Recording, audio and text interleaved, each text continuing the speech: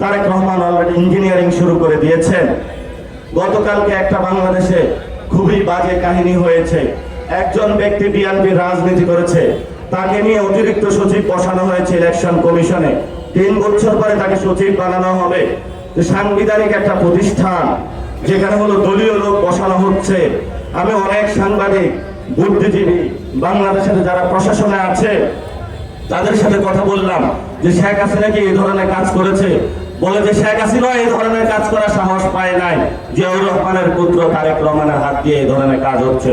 লজ্জা আপনার জন্য। আমরা আপনাকে বলবো, আপনার জন্য লজ্জা ছাড়া বাংলাদেশে কিছু নাই। যদি সংস্কার বাস্তবায়ন না হয়, যদি আওয়ামী লীগের বিচার না হয়, যদি 1400 খুনের শহীদের রক্তের সাথে বেইমানি করা হয়, আমরা 1 সেকেন্ড অপেক্ষা করবো না তারেক রহমানের সরকারকে ফালাইতে। ধৈর্য ধারণ করতেছি। ধৈর্যকে আপনি আমাদেরকে দুর্বলতা হিসাবে নেবেন না। আমরা মনে করছেন যে এরা পাঞ্জাবি গায়ে দিয়ে আসছে, মাঠে ঘাটে সমাবেশ করে, কি আর করবে?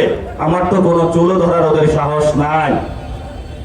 বলে দিচ্ছি একবার, যখন টান দিব সুটকেস নিয়ে পালানোর টাইম পাইবেন না।